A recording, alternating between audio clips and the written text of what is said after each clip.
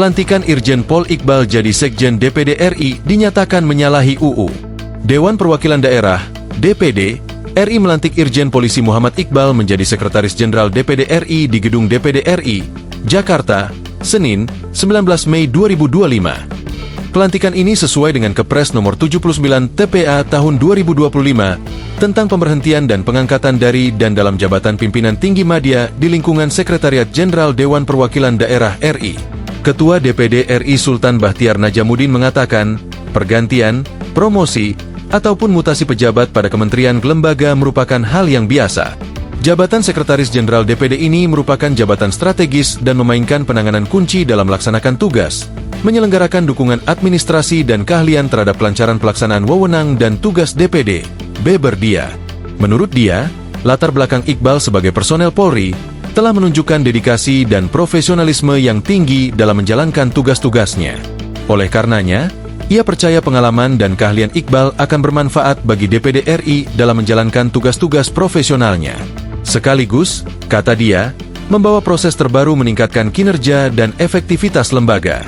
Sebagai pimpinan DPD RI kami juga meminta seluruh jajaran pejabat dan pegawai di lingkungan Sekretariat Jenderal DPD RI untuk mendukung dan bersinergi dengan Saudara Muhammad Iqbal sebagai Sekretaris Jenderal yang baru saja dilantik, ujar dia. Iqbal sebelumnya menjabat sebagai perwira tinggi Baharkam Polri dengan penugasan di DPD RI sejak Maret 2025. Pelantikan seorang polisi aktif, Irjen Muhammad Iqbal, menjadi Sekretaris Jenderal DPD RI dinilai menyalahi peraturan undang-undang.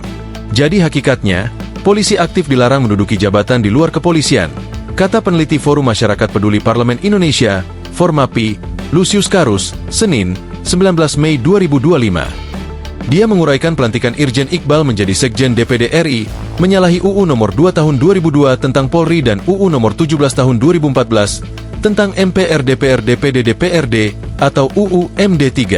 Berikut bunyi pasalnya.